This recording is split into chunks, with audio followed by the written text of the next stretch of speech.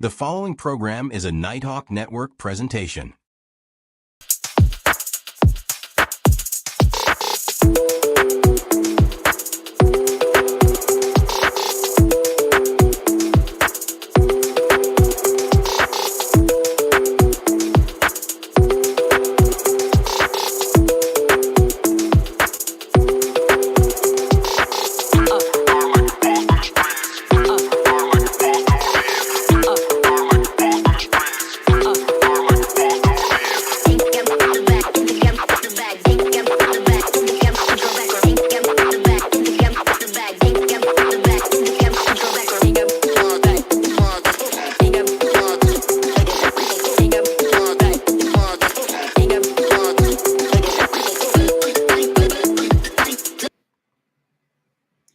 What's going on, y'all? Greetings from the town we call the D. What up, though?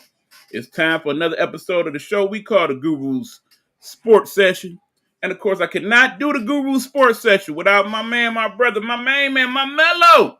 That dude, Hugh Lee. What up, Hugh? What's good, E, man? How's everything going today for you in your neck of the woods? Well, I'm doing all right all in all, but you know, we got that issue. Hopefully we don't have that as we do the show here for y'all today.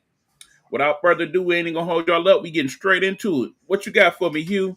I want to start off with Milwaukee, man. A lot of people have been sleeping on Milwaukee, which is the Milwaukee Brewers. We talking MLB talk right now. Last one I sent it to you, they won 10 games straight. Now they won 12 games straight. They're 4 games from 80. They're 76-44. They're looking like really the hot team in the MLB and the team to beat. But you know, and I know, we don't get excited when we see these crazy records like they are, man. We remember before teams that we thought that had the best record was going to win. Guess what? Them be the first teams at home, man. It don't mean nothing in the playoffs, especially in the MLB. And that's what I like about how baseball plays out, man. No matter if you have the best record, man. It depends on who's hot at the right time and who's in rhythm. Yeah, I mean, think about it, Hugh. It ain't just that way in baseball. Okay, let's go football last year. Team with the best record for all intents and purposes, Detroit Lions. They ain't make it. Let's go hockey. Team with the best record, they ain't make it. It's kind of a common theme, at least in this last decade. It's rare that the team with the very best record in the league ends up being that team. That being said, Milwaukee very hot right now. But then we look at who they playing. You got to take that look into it. And it's kind of half and half. They playing some good teams, some bad teams. Now, on the other hand, team with the second best record in baseball on the American League side is the Tigers. But right now, they've been kind of 50-50 this last 20, 30 games. So it really depends on your perspective. And if you look at the Brewers every day and how they've been playing these last few weeks, they on fire, particularly offensively. But if you look at the Tigers, they kind of doing the smoke and mirrors, much like they did at points last year. So it really depends on what these teams looking like going into the last couple weeks of September and the first couple weeks of the playoffs. Yeah, because the teams usually have the best records. Most times, man, they be trying to get the best record and get home field advantage. And in any sport, most times when them teams do that, man, by the time it gets to the playoffs, guess what? They be gassed. Absolutely. So, yeah, that's why I look at it and I say, well, man, I want to see what's going to happen. And it's crazy, man, because, right now we're in August, and it's still early. Mid-August, we might as well say it's August the 13th. But when you look at it, man, you're going to see, man, September the 20th is when wild cards start, man, So it's going to be a lot of interesting things, and the time's coming around fast, man. You got that wild card in MLB that's going to happen. Then by that time, we're going to have, like, the WNBA already going to be in the playoffs. You're going to have college football, NFL. So it's usually a hot time of year. But, yeah, I definitely feel like, regardless of the fact, yeah, they're looking really good. I had a person on TikTok go off on me like, man, you slipping on these guys. You ain't been putting nothing up with them. And I'm like, well, man, you know what? I usually put on there what I get from the actual page itself, what they allow me to do. Some of the stuff's still copywritten, so I don't touch that stuff. But at the end of the day, I still feel like don't matter if you got the best record, man. It depends on how you play in the playoffs. And, it's either win or go home, and then it's a different mentality then. So everybody record is 0-0 going into it. So I want to see how far they can get this year too, especially when you got the San Diego Padres and the Dodgers, who records are tied now, and they're breathing down your throat, and you still got the Phillies. You can't forget about them. Right. And understand all these teams, they going through little injury phases right now, some of the ones he just mentioned. So the team that you got right now ain't necessarily the team you're gonna have going into the last couple weeks of the season. They're pretty much playing those teams right now like, okay, we're gonna get healthy. In the meanwhile, we're just gonna tread water until we get to that point. I want to talk about Shohei too, man, and what Shohei Otani's been doing just in general in baseball, because just really not surprised with how well he's been playing, but just really surprised in how he's keeping up everything like he has been. Like, he was a phenomenal player when he was with the Angels, but it basically didn't materialize anything. Even him and Mike, and then you had him and Mike Trout, who are two of the best players in the league, and you would have thought you expected more for those guys, man. But it didn't work out that way. But for him to have 3 years, 40 consecutive home runs right now, man, is pretty impressive. And then, he's good at swiping the bags too. But in his career right now, man, he has 1,000 hits, and that's pretty early, man, if you ask me. But it just really shows how big of an impact that he has in the MLB right now, man. Understand, Shohei been playing in MLB now, I want to say about 6 or 7 years. We looking at a scenario where he probably gonna win his fourth MVP in 7 years. Impressive as that is, it don't even tell the full story. Understand, his preparation goes into not only do I have to prep myself every day to hit, but I also have to prep myself every day to get ready to pitch. And they have not, unlike the Angels scenario, been giving him the day off. They've been letting him do his thing at the bat, and then when it's time to pitch, he pitching, but of course he's still hitting when he's pitching. So if you really understood baseball, like me and this dude understand baseball, we know what type of serious work that incorporates. So I kind of feel like when he win MVP, and I don't see why he wouldn't at this point, it kind of be a double asterisk. Like, okay, this should be a super MVP because not only did he did it with the bat, but he was pitching too. That'd be crazy too, because we've seen before, man, where we thought that, and I'm not really sure if it happened a lot too, but you could get that Cy Young and MVP in the same season. You know what I'm saying? So Right. And unfortunately, that's not gonna happen for him this year because he didn't pitch enough innings. But yeah, absolutely. at the rate he going, who's to say he don't pull that off next year? And something that we've never seen before. And No, that's something, and that's saying something in a league that go back some 175 years. speaking of, man, I want to talk about the teams who I feel like right now, as far as in the MLB, who playing okay, better than what I thought. But then these are teams that I'm gonna tell you right now to keep your eye on next season, and I've already told you about them, so you're probably familiar with the two teams I'm about to say. I've been surprised in how well the Oakland A's been playing, even though their record don't look that way. But they've been competing and they've been very competitive in a lot of those games. And the other team I wanted to talk about, and you already know, I'm about to tell you about them. That's the team the Shohei just left. The Angels, man, that was a hell of a game yesterday, man. They was toe to toe, and to see that triple play was pretty impressive, man. They've been looking really sharp, and they're not really that far behind as far as their record. But what I liked about that game too, I like the rivalry games. It was the two LA teams going at it. But I like the fact even when Shohei got into that triple play, which I know he wasn't happy about, it didn't phase him because guess what? It was like about an inning or so later, he hit another home run. So, he Nothing phases that dude. that look. Okay. I don't know what they teach people in Japan in terms of, being cool and calm under pressure, but it is rare that we've seen any players come from Japan that feel any type of real angst or anything. I think about people like the dude that played matters the Yankees. Help me out here. Who you talking? Updated Yankees? Who like Derek Jeter? No, older Yankees from Japan. Oh, Madasa- Matsui. yeah, there we go. Matsui, for example. People like Ichiro Suzuki, people like Hideo Nomo. All those guys, they just play with a certain amount of it is what it is. I got this. Even That, people like today, like Yu Darvish, for example. Let's not forget him from the yeah, San Diego Padres, killer. still pitching very well in his mid 30s. So, Shohei in his prime, it's whatever.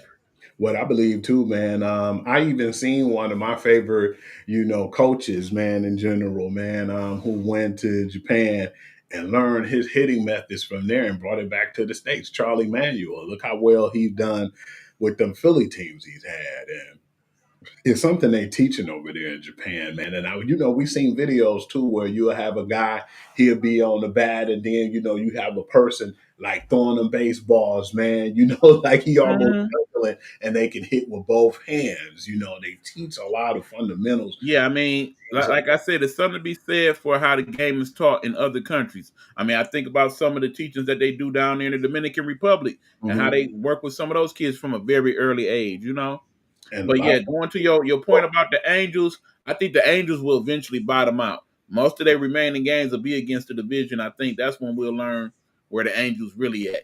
As far as Oakland goes, I feel like they have an unfair advantage, and that's why they're doing a little better. Keeping in mind that they're playing in Sacramento right now, and Sacramento is not really a major league ballpark. It's more like a minor league ballpark. So I think they are definitely taking advantage of that fact, but they also taking the fact that they playing some of these teams, and these teams take them like, oh yeah, that's just Oakland. I ain't gonna worry about. Well, that's just the A's. Mhm. Not allowed to call them Oakland anymore. That's just the A's. We ain't gonna worry about them this weekend, and they sneak up on you and get a couple. I think that will continue to happen for them. It's not gonna happen enough for them to win a division, unfortunately, but you know they'll definitely end up being better than the Rockies and the White Sox. And the thing is, too, I still feel like for the most part, their main focus is getting their new stadium and getting everything equipped over there, But I seen some of the good things that they did last year, even though their record was worse. But yeah, it's just pretty good to see those teams make strides. But I still feel like they got a lot of young talent over there too when it comes to the Los Angeles Angels. But I'll have to see a little bit more. But like what I've seen this year, I've been impressed. And it's just like when you see teams be bad for so long, they're going to only be bad for so long before you start seeing some investments in them, man. Because you never really have a struggling Tampa Bay team. It seems like they're a farm yard for, they basically like a farm league for the MLB, but it seems like they always teach the game the right way, even with Joe Madden. And I expected them to kind of have an awkward year because again, much like the situation with the A's, they're not playing in their home ballpark. They playing in kind of like a minor league ballpark. It's just not been to their advantage as much as it has been for the A's. I want to talk about some of the things going on too now. I want to move on and talk about what was going on in the WNBA because there's been some impressive goals and achievements that's been going on right now. And at the same time, it's been smoking hot in this league, man. You had teams who wasn't doing so well to starting to gain ground. And unfortunately, I think one of the teams, which is the Las Vegas Aces, gained ground because Caitlin Clark's still out, man. But I was impressed with a lot of the things that went on too with some of the games. We already knew when Maddie Sechrist is healthy, she can ball. But to see Lee ball like she did, the big girl, Lee, what is this, Lee Rule? You're rude, uh-huh. Was actually surprised, man. Like if she can continue to be consistent, I think that she'll probably be still like a person who will probably be a journeyman. But I'm still just was impressed to see her line of work, man, because I've seen her do some things, but it's only in spurts. We need to see a little bit more consistency with her. I need people to understand when we talk about Yu, she is actually a good player outside of the W. She is one of the best players in China on her Chinese national team. So when she came over here to the W, part of the problem was that they didn't work with her the way they needed to over there in LA when she was there last year. They kind of like, okay, well, you a big person, get in where you fit in. And then this year, when she was with her other team, they basically kind of just said, you just kind of take up space. And she said, well, I really can play. Y'all just not giving me the opportunity. If you could trade me somewhere where they'll play me, I could show them what I could do. So thusly she ends up in Dallas and she's starting to get that opportunity now. So I don't think she's gonna be a journeyman. I think she is part of the future of that franchise. One of the few people on that Dallas team that I could see being on that Dallas team next year, because at the rate they moving pieces back and forth with the wings, I hope they win a few more games, but I wouldn't be surprised if they didn't. They're not making the playoffs, not the way they're playing and set up right now, where they got some very inconsistent roles for the players. I mean, you'll have one starting lineup one day, then the next game is like three different people in the starting lineup. They trading people left and right, and the coaching. I'm sorry, Kalani's him got to go. I understand he got a good lineage from the people he learned from, but he ain't ready. How do you feel about too, as far as with them? I'm just throwing a scenario out there. If they so happen to get like that number one pick again, who we figure if it's the number one pick, it'll be Lauren Betts. You Oh, know, Lauren Betts, like I said, outside of what might happen in college basketball this year, assuming everything is everything, she is the number one pick next year. Ain't no doubt about it. do you I think can't see nobody else playing that much better to where she wouldn't be. do you think it'll be a situation where they would keep Lee Rule and keep Lauren I Betts? would absolutely keep both of them. It makes perfect sense. I think at that point, you then try to do what they've been trying to do with Chicago, but ain't quite worked out, particularly because Angel Reese is hurt right now. And what's a good thing about that too, while we talking about this too, I didn't know Lee Rule was that versatile, like that she could go and shoot the three and do some of the things that she did. Absolutely. Like I said, I watched her in the Olympics. She is definitely a better player than she showed that last year in the W, but this is more like how she plays when she's with the Chinese national team. She is a good big. That'd definitely be a fun sight to see because Dallas, they're only gonna go up from here, you know. I mean, yeah, like I said, this is definitely the bottom for them right now. But no, considering what they've traded for several picks over these next couple of years. Particularly, they got quite a few picks in that 2027 draft. As we pointed out before, Hugh, that's going to be the draft. You just draft, man. There's gonna be some nice players in that one. That's the one Absolutely. too. I want to move on, E, and I want to talk about Alyssa Thomas, man, and the 3 games with the triple doubles, man. You know, it's rare for the women to get triple doubles in the dub, but to get 3 triple double, 3 consecutive ones, man, she been doing her thing. It was just like a breath of fresh air when she left Connecticut and her and Satu Sabli's over there in Phoenix, man. It's been really a difference maker, and I just want to know how you feel about her accomplishments. I don't think people will give enough credence to what that truly represents.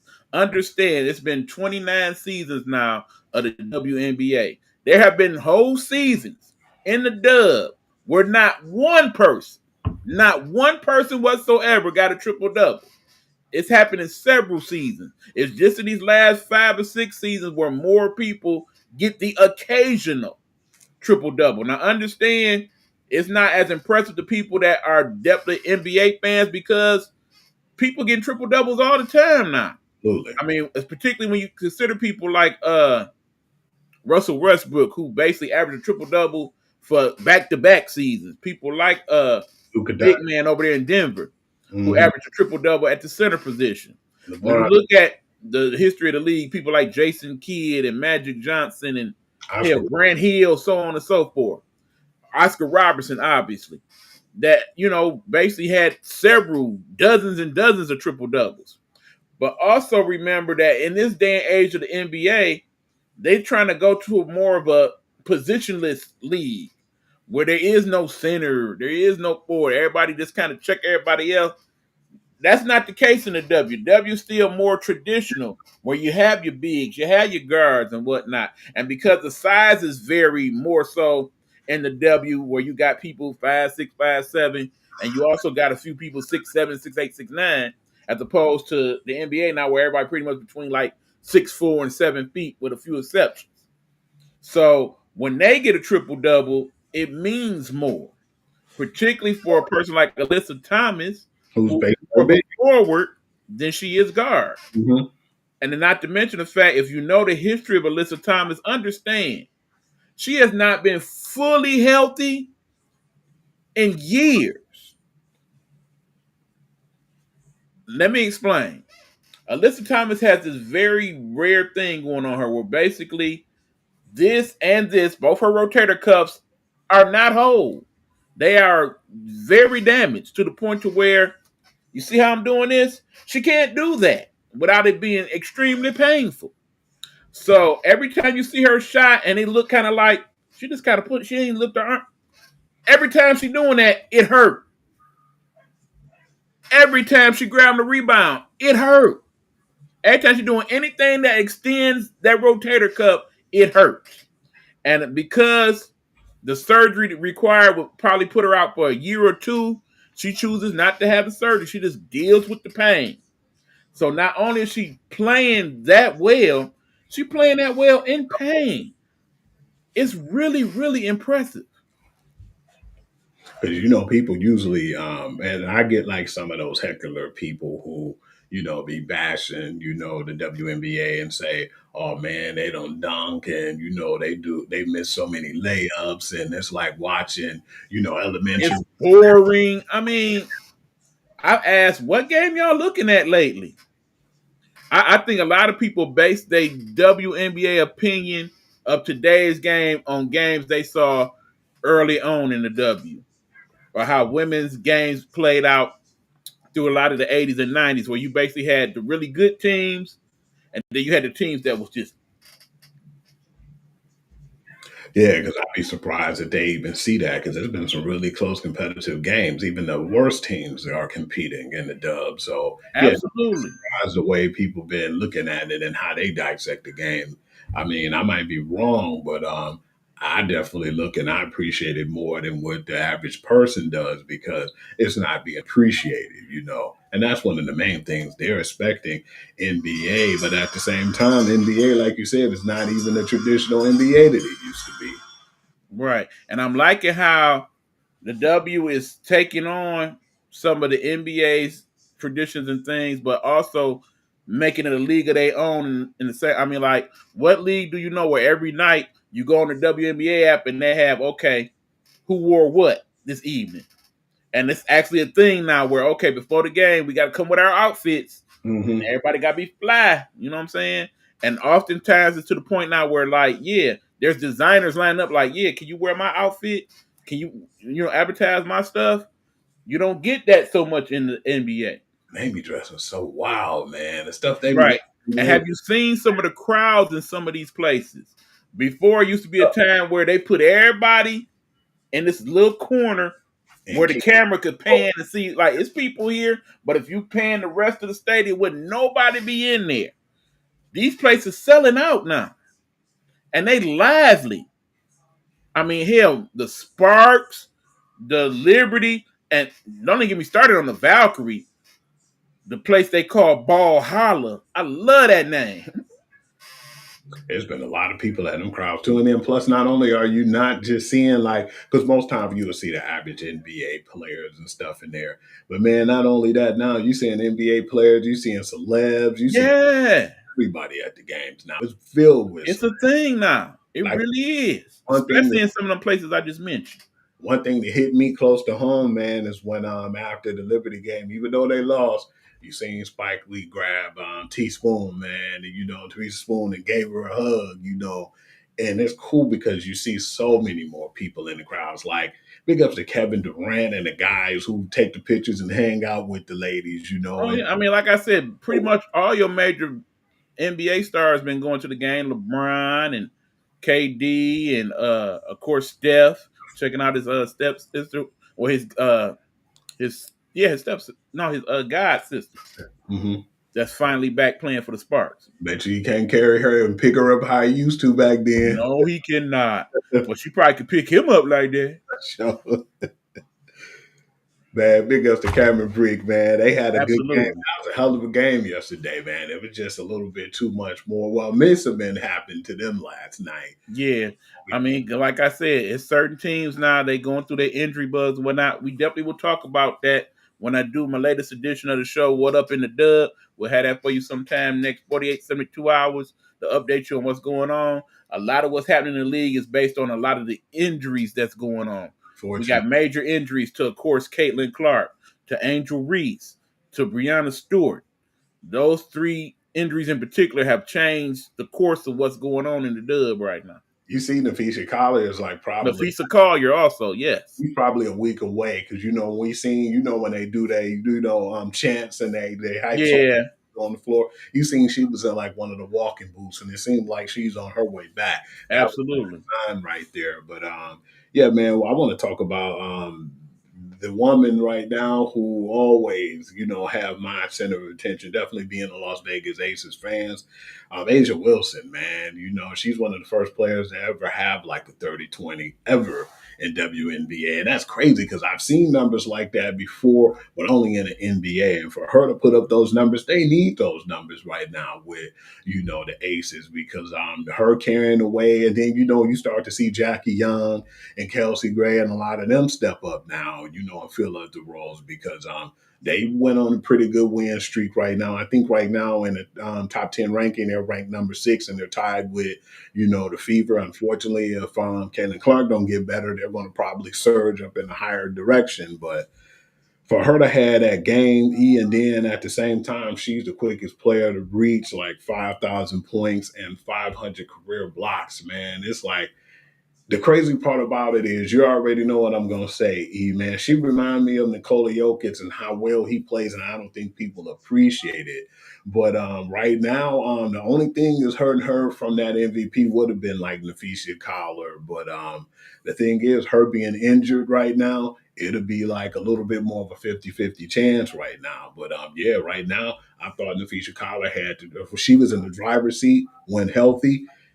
But man, now we're starting to shift over to, what Asia Wilson's been doing right now, especially because her team needs her right now. Not saying that, because eventually the Lynx is going to need Nafisha Collier and her attributes, but they really needed all the points that they had from Asia Wilson to even be relevant right now and to go on that run. Because I think they're like, if I'm not mistaken, are they 19-14, 18-14? Something to that effect. Mm-hmm. But again, major accomplishment that we're not giving enough love to.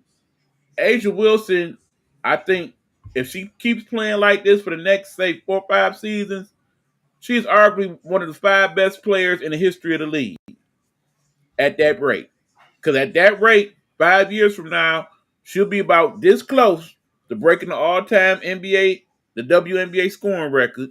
She will have the most rebounds in league history. She will have the most blocks in league history if she keeps playing at this rate. She's about to become perhaps the first WNBA player to have 2,000-point seasons. Okay? She was already the only person to ever do it to begin with last year. So to go back to back and do it twice, phenomenal. Keep in mind, only 11 players in the W this season have scored 30 or more points, period, in a game. Her being one of them. Only one other person in the W this season that had 20 or more rebounds in the game. That's Angel Reese. Mm-hmm. So for her to be the only person that's done that at all, ever, and 29 seasons, and think about some of the greats that's been in the W. Great bigs like Brittany Griner. Great bigs like Lisa Leslie. Great bigs like Sylvia Folks. Never done it. Never done it. Tina Charles. But she has. That just lets you know how valuable she is. Candace Parker. I mean, never done it. That's why right now she's technically, because at first you already know I was going to say Nafisha Collier, but now that Nafisha Collier is injured, I think she's the front runner again to me for the MVP. I still say it's Nafisha Collier till it's not. As long as she comes back and plays at least another 4-5 games, it's hers to lose. Even if she come back and she ain't quite as better, I still say she the MVP without doubt. That And team, wouldn't that be crazy that she ends up not only being the MVP of the unrivaled league, but also the MVP of the W in the same season? I definitely like the way that's heading to with that team because at one point we just thought it was going to be a walk in the park with New York. We thought I said, if I'm not mistaken, I don't know if you said I'm not trying to put words in your mouth, V, but I said New York in 5. That's what I In terms of the playoffs, when they the last year. oh yeah, you did say that. And And like I said, I had New York also, but this year I got it the other way around. I yeah, got Minnesota in 5. because even when they had Stewie, they bullied New York. Man, it's just, dude, I it go. mean, we can only pray that if it's those two again, that we get just as good a series as we did last year. That was one of the best playoff finals you will ever see, especially that game 5. That game 5 was everything. Oh yeah, because it went down to the wire. There's a little controversy at the end. Absolutely. I still feel like that was one of the best championships, man. But then, see, Will's been on a mission lately. Courtney Williams, she's been balling out of her mind. But then, they get Dejanay Carrington too, man. Like you said, they didn't even need to put her to the mix. Now they do, even though I think they made that move after Meeseman came back to, New York Liberty, and I think that was the checkmate right there. But I would definitely like to see those teams go at it again. Absolutely. Yeah, I want to Quick time out, Hugh. okay. Do like this with your shirt.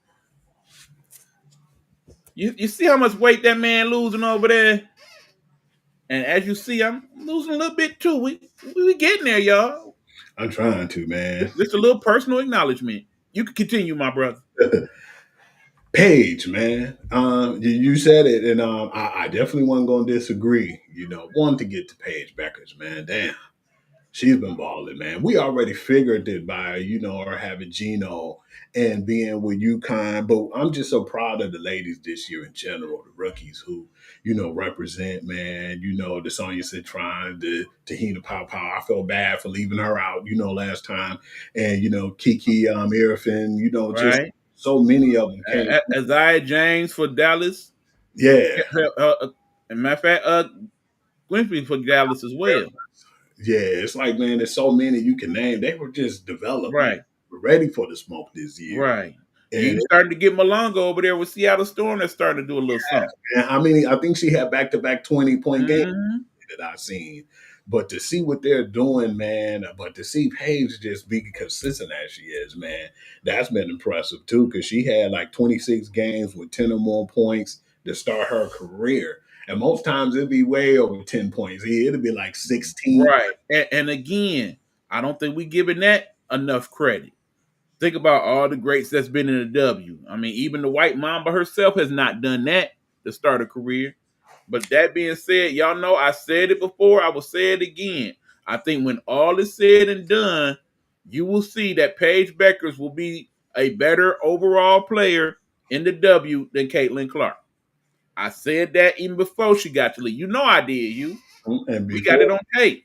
And before she got hurt too, Caitlin, and I'm not taking no jabs at Caitlin because she's a phenomenal player. But before she got hurt, man, she was on a cold streak, man. And these injuries definitely been taken away from her game, and from the fever, man. Actually, I believe they helped the fever out a little bit, even though they've been losing, because it's giving other people a chance to play. But yeah, I think the development as far as what Paige was already able to do in college and what she's brought to the league, I would definitely have to go with that. I couldn't argue that point, right? And while we talking about the fever for a minute, I want to give some love to one Odyssey Sims. Odyssey Sims is basically a story in great perseverance because it seems like every year she'll start off on the squad, they cut her, and then she'll be a hardship player for another squad. I do believe, and correct me out there if I'm wrong, out of the 13 teams in the W, she didn't play in at least 7 of those teams in the last 3 seasons. Man. That's crazy, but somehow, some way, she keeps finding her way on a roster. and she puts in some pretty decent work when she's on a squad. I just don't understand for the life of me, outside of perhaps her size, because she is kind of short by WNBA standards, why she can't stay on a roster. I mean, we already know the Fever, because they hurt bad with Colson out for the year now, with McDonald out for the year, who they picked up on hardship. Yeah, And that's of course, Caitlin's still out. They had to get somebody that could handle biz, but more than likely, if all those people was healthy again, you be she on the right right. back out there in the streets.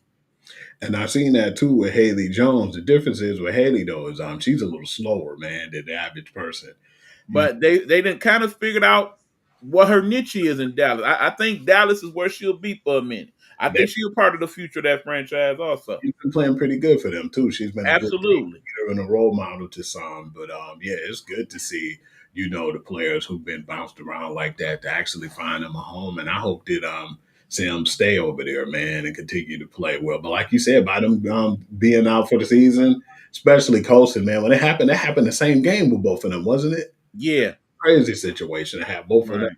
out in the same game, but sometimes that's a blessing in disguise. So, Absolutely. But and yeah, like I said, for more information on the dub, by all means, check out my show. What up, though, in the dub? We got more for you. But we ready to move on. What else we got, Hugh? the big news that just was announced, man, the UFC, getting a new deal with Paramount Plus, and they signed a 7-year, $7.7 million contract to pick up the UFC. So after this year in 2026, Paramount Plus is gonna have the rights to the UFC. And I think that's really big right now, man, because right now I don't think people understand that what I believe too, and we talked about this. Yeah, it's gonna not really. It's gonna be a good and probably possibly a bad thing because the Paramount Plus is gonna probably go up in price. And I know that for sure. And it is. But to see the actual situation now where it's not gonna be any pay per views no more, man, and I think they wanted to do more exposure to. Not so fast there, Hugh. Now that originally what the thought process was, from what we found out about the initial deal, they've actually talked to Dana White in the last 24 hours, and he said that no, at this point it's set up that way, but he still envisions a scenario where there will be the occasional pay-per-view Okay. somewhere down, like, kind of more like in a WWE type style where they'll have their main event pay-per-views, And maybe that 3 or 4 of them a year. And you know what, too? I remember it used to be like that in WWE, man. And it's funny because WWE and all these ESPNs and everybody's merging and making these super companies. But I remember at one point, man, damn, this showing my age. I'm definitely knocking on that unk. Well, I'm actually am on that unk status. Remember, it was only 4 pay-per-views in WWE at one point. Well, maybe Absolutely. SummerSlam, WrestleMania, Survivor Series, and Royal Rumble. yeah, those are the 4. Those are the big 4. There wasn't no other in betweens at that time. Right. I believe, if anything, if they do bring pay per views with the UFC on the occasion, they probably just make some like real big ones. They probably still do the one in Dubai, which has always been a big one. Yeah. Had to have one in Vegas, and then they're just gonna probably pick another 2 venues or so that they'll go in. But I think it's still gonna be more than 4. I'm gonna say at least 5 to 6 if they do continue to do. I mean, I think it really depends on what type of audience they gain initially from the Paramount situation. If Mm-hmm. you get a large audience that's starting to pay for Paramount because of UFC, definitely look for them to make that move. My interesting thought process is, okay, now that they've done that and made that deal, remember, they had a nice little scenario going with ESPN. Is it now that we won't see that so much on ESPN? They've already talked about, yeah, we will get a few of those UFC shows on Fox like we have been in the past. Or no, I think they switching to CBS, in fact. But Yeah, at the end of the year, that's it for yeah, my guess would be that now that that's the case, that's where the whole WWE thing comes in with ESPN, and yes. they'll focus more on those types of things. Because at first I was like, why is WWE going to ESPN now after, I thought they moved around a lot too. Both of those been moving around, the UFC and WWE, but it makes a lot more sense now. They're going to lose UFC and then they gain WWE. So that makes sense. Well, regardless of the fact, it don't matter. It's still TKO. Right. They're monopolizing the game right now. That's what I see in the UFC, man, in WWE, because it's all the same company. Right. But yeah, definitely a good move for Paramount. And if you don't have Paramount and you got the $10 or $12 it is at the moment, it's a good do. I definitely would put it up against HBO Max. You get a lot of good movies and stuff over there at Paramount, and they do show a lot of the old CBS shows, and you'd be amazed by how many of your older shows was CBS shows, like the Beverly Hillbillies and stuff like that back in the day. That's owned by the CBS. So it would be worth the money. Because my sister had Paramount Plus, man, and I was loving it because I was able to watch NFL games too, the CBS games, all day. Right. Sunday games. If you're not watching it on your regular local, you can watch it on Paramount Plus too. And even one thing I liked about it was our market game would be probably say for Pittsburgh Steelers and Cleveland Browns, but then still have the out of market game like the Kansas City Chiefs and the Bills that'll be on Paramount Plus. So. Right. I definitely like that. I feel like it's a big opportunity. You're going to have right, and then it's smart because a lot of these mega deals that's going on. It works out for the TV people because most of these TVs now, your Vizios and stuff in the world, they already come imprinted with all these already set up in the thing. All you basically got to do is put in your info, and you good to go. Yeah, I'm definitely happy, man. It's at a perfect time too. Especially for sports, but. Definitely just surprised that they kept bouncing around like that. But then again, TKO taking advantage of all the opportunities to still have one of their companies be an ESPN just to keep everything afloat. So I thought that was actually a really good deal and something that impact the actual sports world, and wanted to kind of discuss that. But you already know what time it is now, E-Man. When you're ready, man, if you want, we can take a quick break, and then we'll get back into some of the preseason stuff and the talk around the NFL. Absolutely. So without further ado, again, thank y'all for tuning in. We appreciate you. Feel free to leave your comments in the comment section. It's pre-recorded live, so even though we're not live, we still will see your comments, and we can comment to them. If not now, then later on, if you're watching during the rebroadcast. Again, this is Nighthawk Network. We are doing a show called The Guru Sports Session. That is Hugh Lee, the Guru. I'm E-Buck, host/producer. And our motto here at Nighthawk Network. Our voices for our people. We'll be back after this.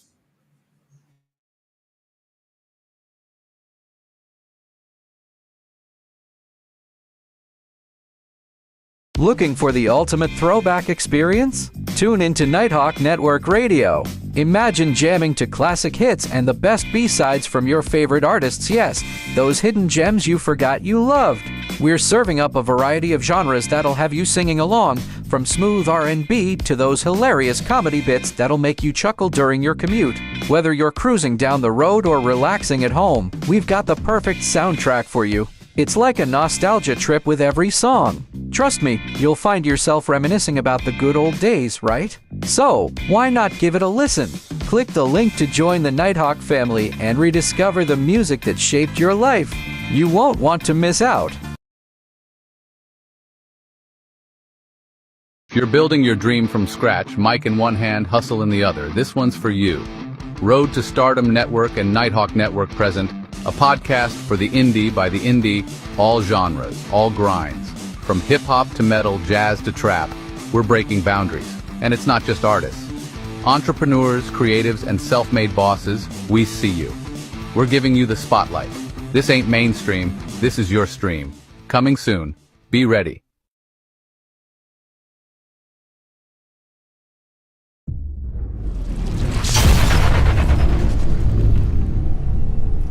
He talks sports his way. It's the Guru's perspective.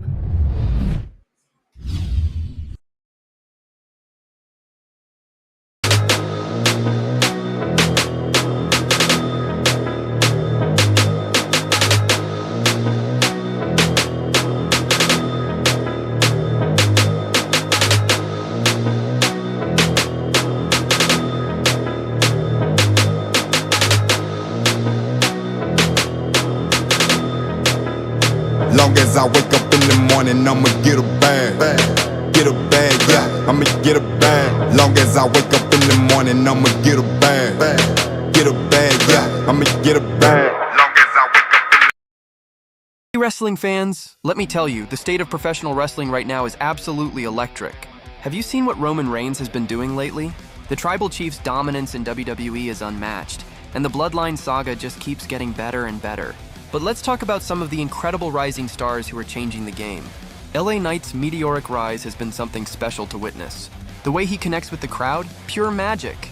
And don't even get me started on Braun Breaker. This kid has future world champion written all over him. Speaking of must-see action, did anyone catch that recent Dynamite show? AEW's been bringing the heat, and MJF continues to prove why he's one of the best on the mic in the business today. Looking ahead to the upcoming pay-per-views, I'm telling you, SummerSlam season is going to be insane this year. The build-up, the storylines, the potential dream matches, we're in for some unforgettable moments. There's never been a better time to be a wrestling fan, and I can't wait to see what happens next in this crazy, amazing world of professional wrestling. Hello, hello, hello. It's another glorious day, my T-Steppers, and you know what time it is. I hope you have all of your comfort together because it's time to dish tea. And you're dishing tea, darlings, with Big Meat. Can't wait. It's time to dish tea with Big Meat. It's time to dish tea with Big Meat. It's time to dish tea with Big Meat. It's time to dish tea with Big Meat. Darling.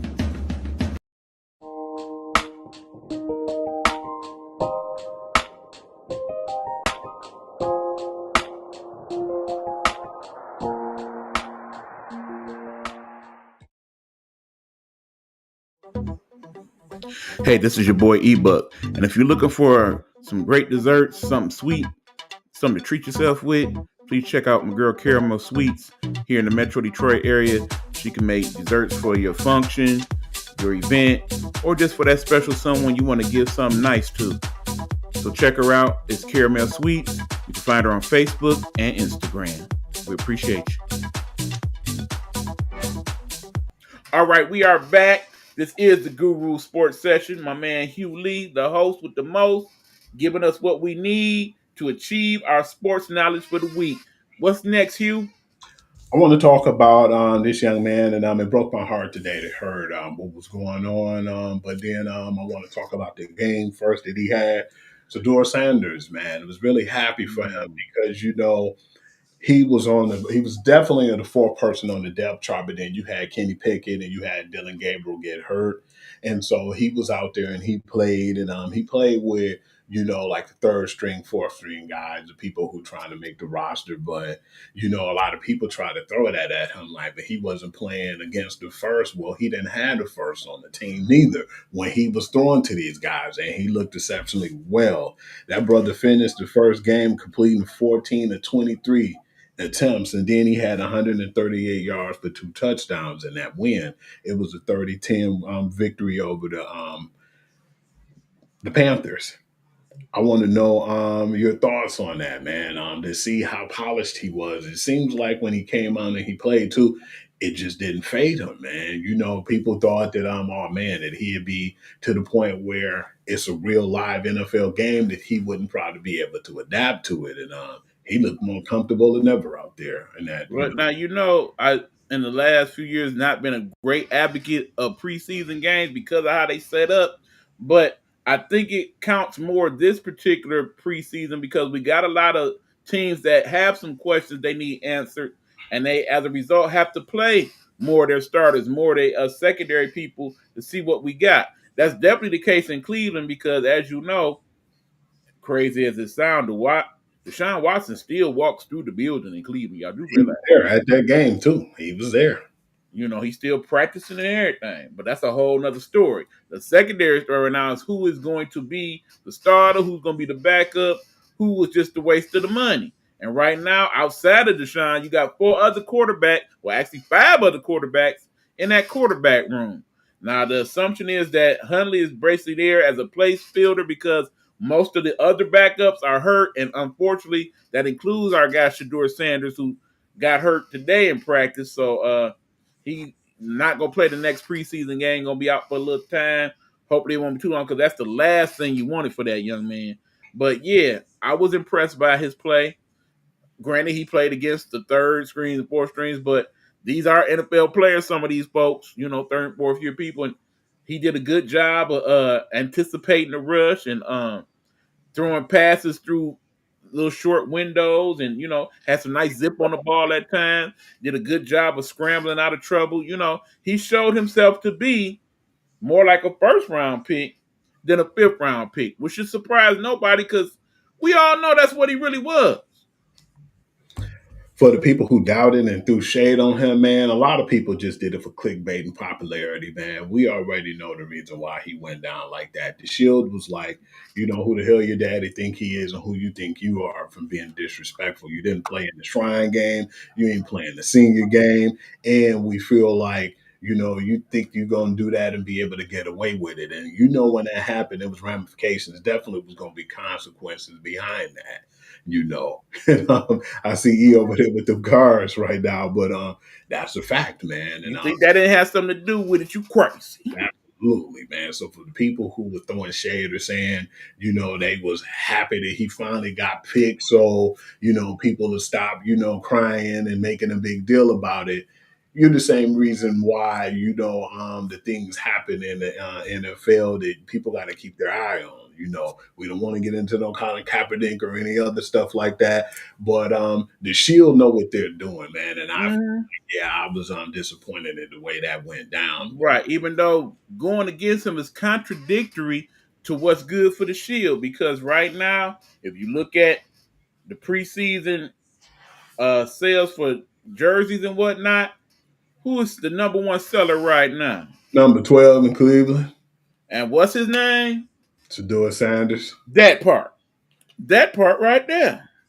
So it's crazy because in my football prayers, I'm hoping that they play it just the way they plan to. And in the end, he don't make their squad. And he get left out there to the universe, and somebody says, oh, yeah, y'all trash is our treasure. Come on, Shador. We know you can do a little something. Let's go ahead and make it happen with you. Kind of like how they trying to do with Malik Willis over there in Green Bay. Oh, yeah, absolutely. Because he's definitely excelled ever since he went over there to Green Bay. And I feel like that was just a slap in the face, too, because that brother, man, he did as good as he possibly could that first year without no one. And I still feel like when they is Will Levis any better to you than Malik Willis? Absolutely not. That's not all. Very fortunate. It looked like Tennessee will end up making up for that, but they kind of deserve whatever they got with that. Truthfully, yeah, because Will Levis just really looked bad, man. And I mean, like I said, based on Cam Ward, I don't think we're gonna have to worry about Will Levis. No, I definitely don't feel like that. Will Levis, if he's not a backup, he probably won't even be there for long. So, that being said, but yeah, man, what I liked about the whole Shador situation too is they said it was in Carolina too, man, and it was a lot more jerseys, Shador jerseys, than it was the Carolina people in general. So just I mean, they kind of had a situation similar to what you get sometimes in the W, where when certain people come to town, whether they on that squad or not, they get a lot of love. Lord knows when Caitlin Clark and Angel Reese and Paige Beckers come to somebody's city, you supposed to be booing them, but people don't be. They be having lines up and down the road waiting to get their autograph signed. I think that will be the case for Shador. Because remember when your girl Kelsey Plum, she was feeling some kind of way, man. I've been trying to get up the topic. She didn't like the fact that lady who wanted the autograph had that Caitlin Clark jersey on in LA. That's just the way it is. Hey, like it or not, she is the face of the league. Not the best player, but the face. I want to hit you with another one, man. The performance of Jackson Dart, man. I think he did exceptionally well in New York, man. He was 12 for 19, 154 yards, and he had a touchdown in that game. It was a relatively close one, though. It was like 34 to 25, and they had that win over Buffalo. But that was still a competitive game, man. But then you see Jackson Dart, he was slinging it, man. I still feel like with that, too, man, it was just that was a scapegoat to get Jackson, knowing that at one point we thought Sadu was going to go there with his Malik neighbors, relationship. But I still feel like Dart did well. But at the same time, man, Brian Dayball career is on the line right now, because if Dart don't do that well this year, guess what? You looking for a new home, and probably should be. The way the NFL, the NFC East is set up right now, they're not winning the division. They're not finishing second in the division. Not at all. Your whole goal, Mr. Dable, is to finish better, or at least right there with the Dallas Cowboys. If you end up with the worst record in that division, you're done. So whatever decision you decide, whether you go ahead and play Russell, as you should at least to start the season, or if you say, fuck it, I'm going to see what the kid got, you better make it count. You better. You don't win at least 8, they straight on you. Bye-bye.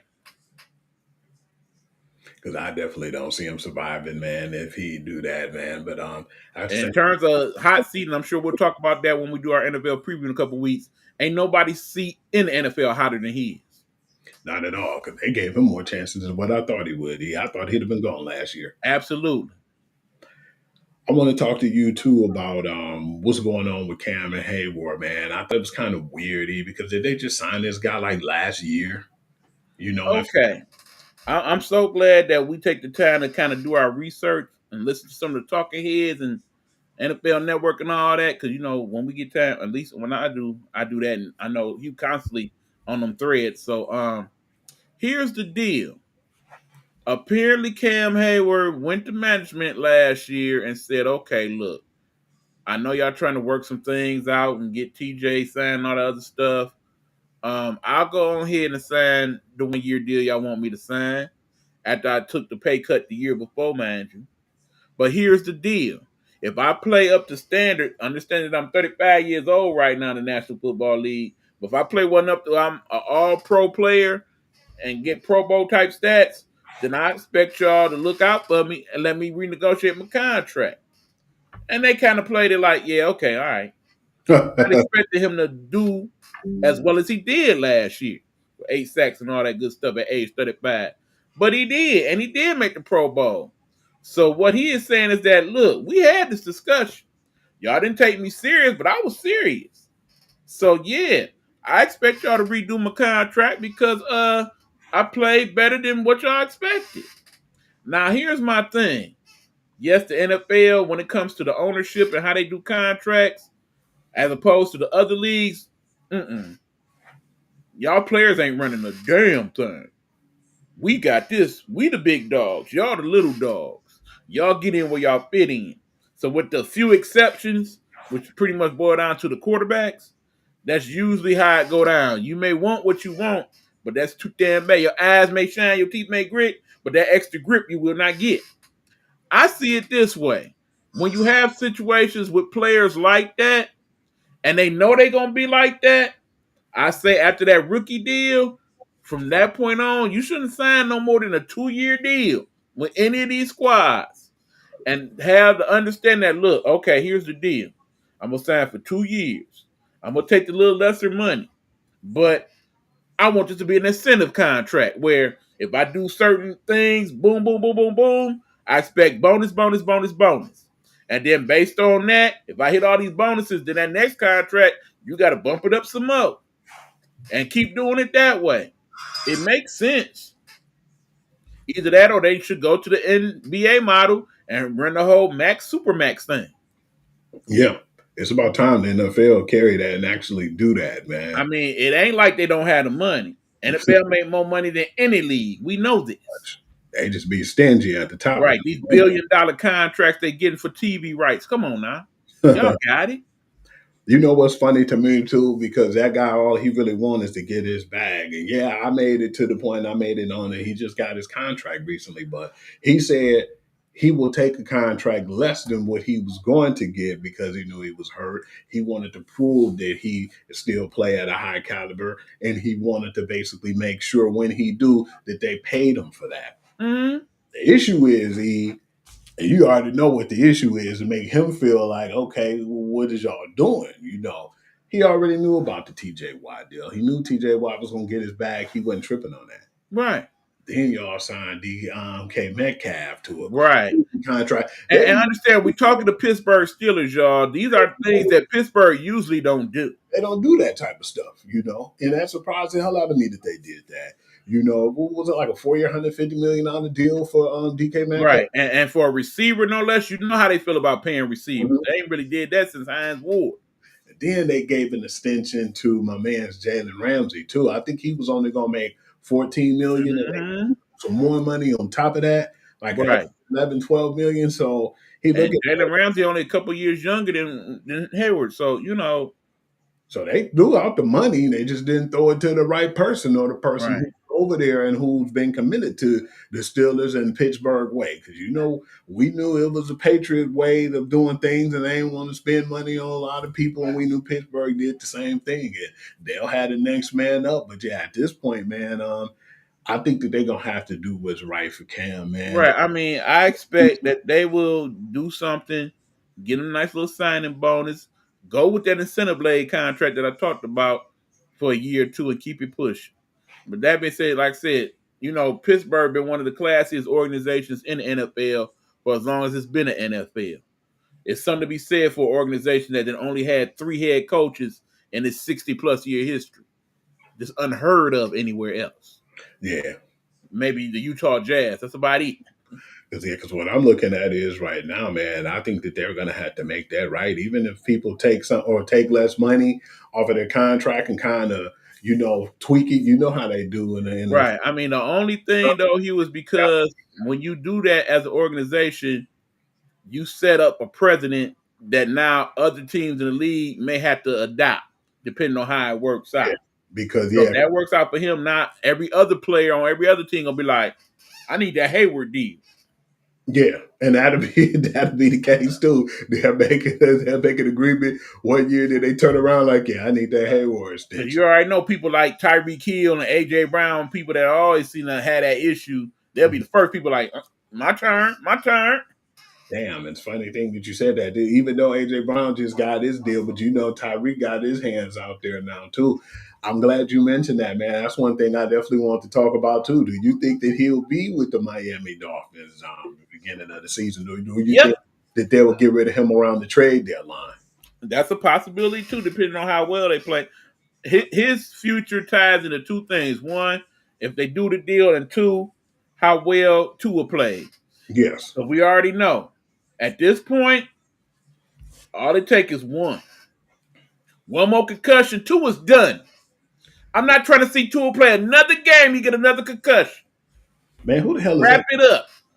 Who is their backup in Miami, man? I don't know, but that's something I hope they invest in. Because Tua ain't had a full healthy season yet. Because that's one thing I'm interested in, man. Because I just want to know who their backup quarterback is. And right now I want to know, okay, I just answered my question. I've seen it. It's Zach Wilson.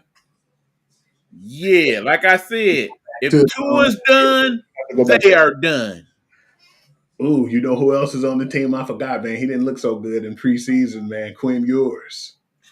If Tua's done, they are done. Yeah, I don't see. And I gotta admit, Ewers, you gonna probably regret that decision. You should have stayed in college and got the bag. Yeah, because they was gonna get that dude $8 million to leave Texas, man, and he decided to play for Miami. I think it was, yeah. Because remember, Miami didn't have a quarterback. You bet on yourself. I don't know if that was a smart bet for you, sir. I think Carson Beck ended up taking that deal, though, didn't he? That is correct.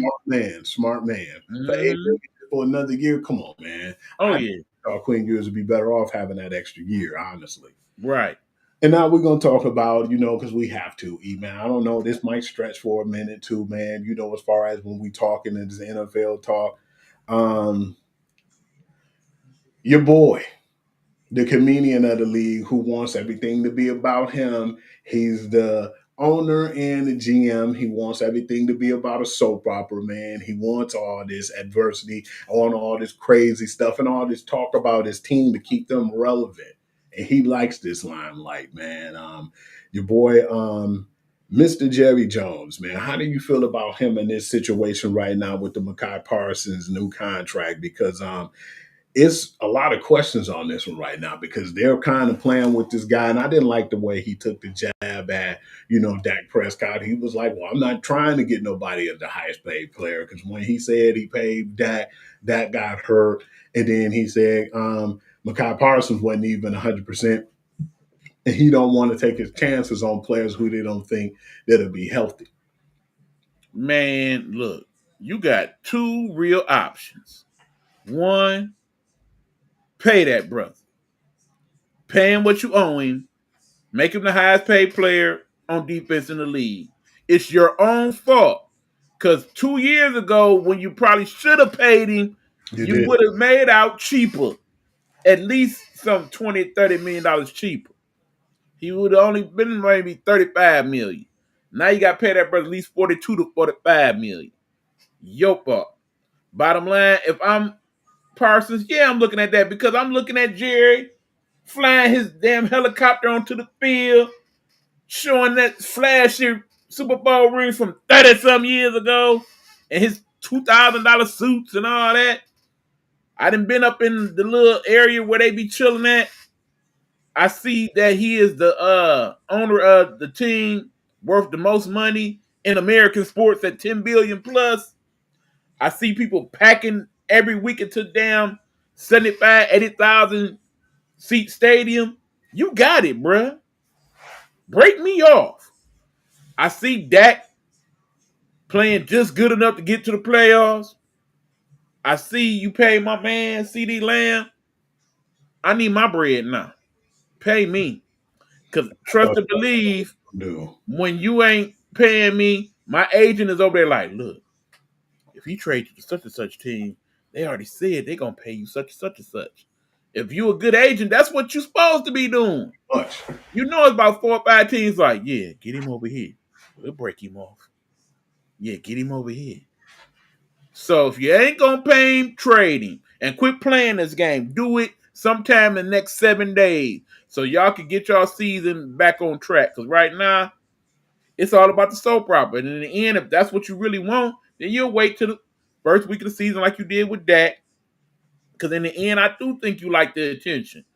Because it ain't like you need the money. It ain't like you ain't never won. At this point, you riding out and enjoying the limelight. You like getting talked about on ESPN every day and Fox Sports and all that good stuff. I think about that damn song.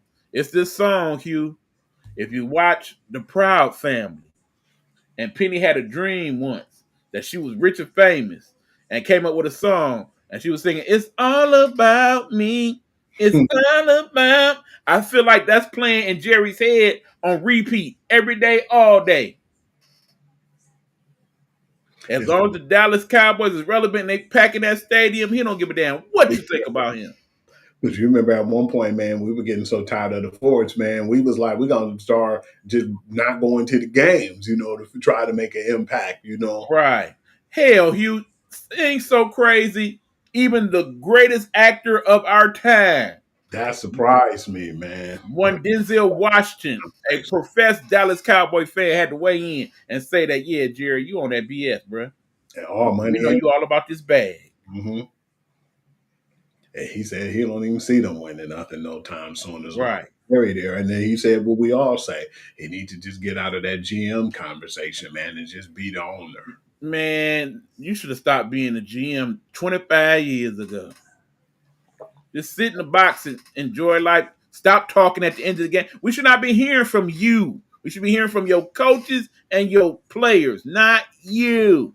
Because you're the only owner that do this. Because even when things was going bad in New England, man, and we figured it was a little bit like a rift between Belichick and, Robert Kraft, it wasn't really like publicly known and it wasn't out there like that. I feel like he let him handle things until he didn't let him. Right. You rarely heard from Robert Kraft. Hardly ever.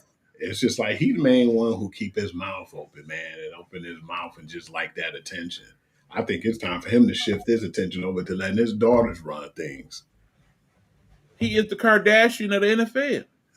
It's simple.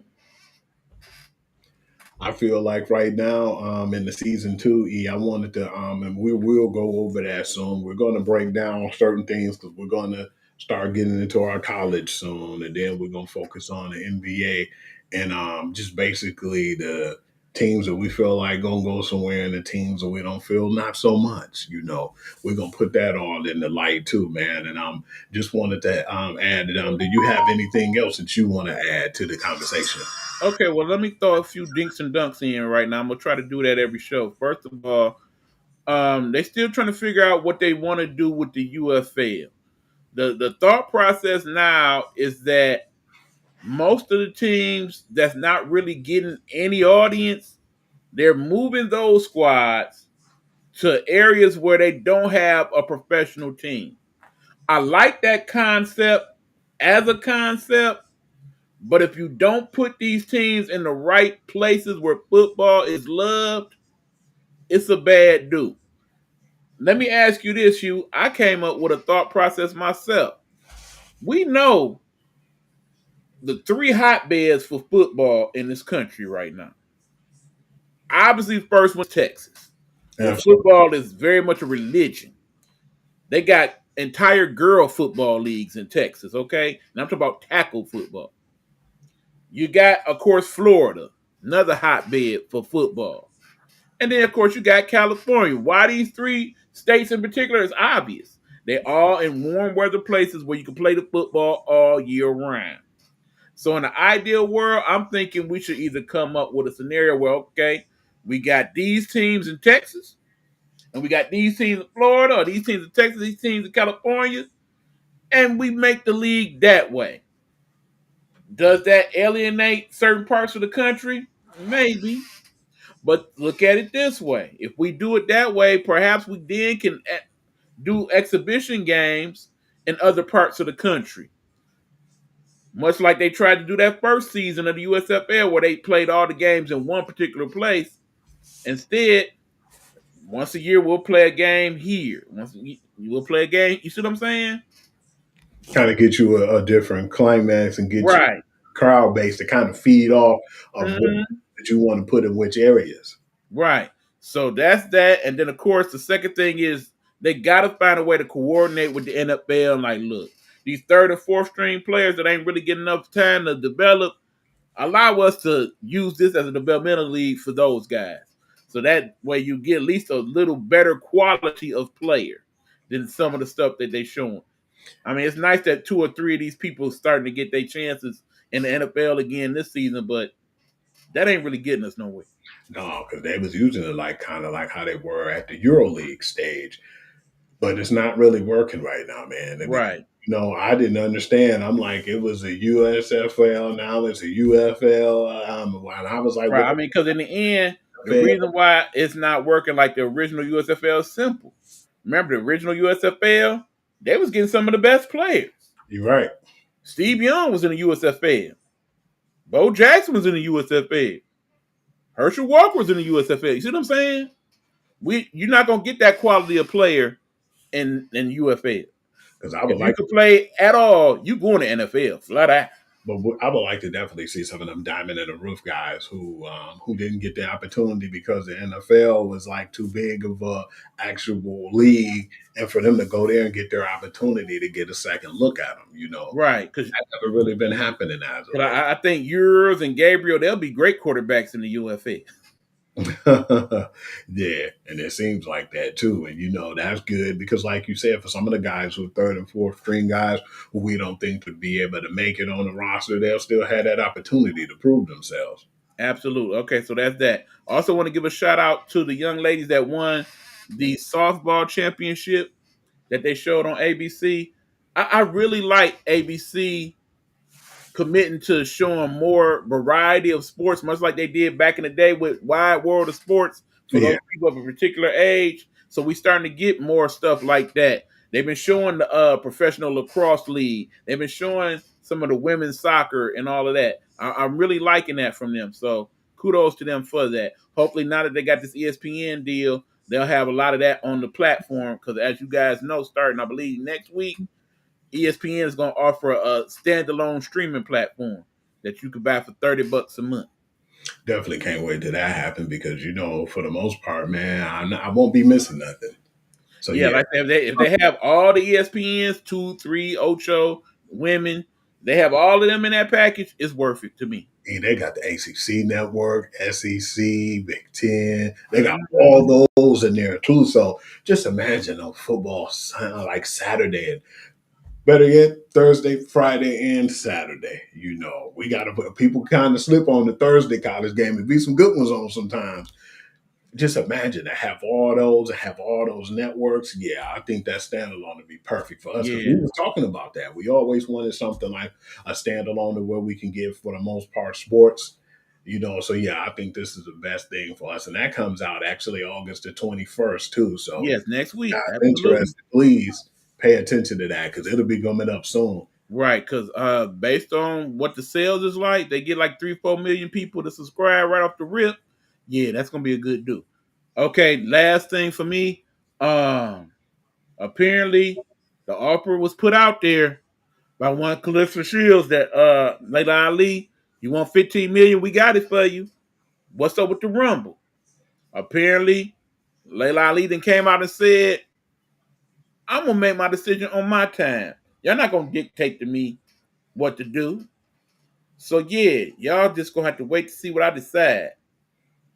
Hugh, I think it's BS. She don't want that smoke. I was just about to say that, man. She definitely don't want that smoke. She just want to play around, and then she gonna be like, "Well, she's gonna make an excuse to not to fight her, man." I don't see her fighting her definitely after all this time being off. And just one thing I've learned too, just like how the UFC was when Ronda Rousey was there at first, and she was the dominant alpha female at the time. The sport evolved. And I think now that with Layla Ali not really being in the sport like that, and how the women's boxing evolved, I definitely don't think she want to go up against a high caliber Yeah, boxer. and it's unfortunate because now I think women's boxing about to go through another lull because I said Clarissa probably take another fight or two, beat the hell out them two folks, and then she's gonna go off and have her babies. And at that point, women's boxing, not so much. Yeah, because I wasn't really looking into too much of the boxing at first, the female boxing to my boy DeAndre, man, he put me up on it, man. And he said, Hugh, man, you need to check for this boxer named Clarissa Shields and check her out and look at some of her tape. When I seen her, I was like, man, this lady is dangerous. And you see some of the fights and how dominant she is, man. Somebody was like, she's like how Tyson was when he had Customato in his prime. And I'm like, yeah, Mm-hmm. you see that comparison. I think the reason why it works for her is because she looked like the one woman will beat your way, Mm-hmm. regardless of what size you are. And it was some big women she fought that was bigger than her in size. She was just And beat that ass. So yeah, I definitely don't see her, Layla Ali, that is, wanting to put up a fight. Yeah, I ain't mad at Layla for not taking that. That's just being smart. I mean, if she was in her prime too, maybe so. But unless she pressed for that money, I wouldn't do it. No, it wouldn't be safe. And I don't think she is. So I don't think it's what's best with her interests right now, honestly. right. But that's what I got, Hugh. Okay, well, yeah, I didn't really have anything else to add to that, but just thank you all for chiming in as usual. And we appreciate you guys, man, because All right, say your stuff. You say your stuff, baby. y'all already know what time it is, man. Y'all can catch me at any time on Instagram. My name is Hoovy on Instagram, WHOOVI. Facebook, I'm a sports guru to you. That's where I put all my stuff as far as my breaking news and like the sports and the sports scores, final scores. And of course, TikTok, Hugh.Lee6. I put all my reels and I've been putting a lot of promos up too on Facebook, Instagram, and TikTok. We've been supporting and we've been definitely doing more about our brand as of late. But if you have any questions or things you want us to add to this show or things that you think that we need to talk about a little bit more, you can hit me up too on sportsguru to you at gmail.com, and you could get with us on the Nighthawk Network as well. Yeah, you heard the man. Like I said, we also want to shout out our partners in the Nighthawk Network. Shout out to Coach Vincent and his show Straight Sports Talk that you will find at 8 p.m. in the Nighthawk Network. Also want to shout out the new show Rumble Time, hosted by Queen Gemini. You will catch that on Thursdays and Tuesdays, about 9:30 p.m. Also, shout out to Road to Stardom, who's been a supporter of us since the beginning, and will soon have her own show on the platform known as the Indie Experience. Yet to be determined a time frame, but we will have that for you sometime very soon. And also, just shout out to our partners on some of our sister broadcasts. Of course, with me, my good friend, my buddy, my mellow, my big bro, Big Meech, and Big Red over there at Dish and T. And shout out to Aunt Nikki. We ain't forgot about you, Aunt Nikki. No, you still doing your thing, and you'll pop up on us sooner or later. We miss you, girl. And just everybody else that is constantly checking out our content and sharing and liking. We appreciate y'all. We love y'all. Shout out to Big Joe, of course. Don't forget about Big Joe. And till next time we catch y'all, man. Y'all know what it is. Click Deuces, on the baby. link, like and subscribe. We definitely appreciate it. And share it with everybody you can, man. The more the merrier.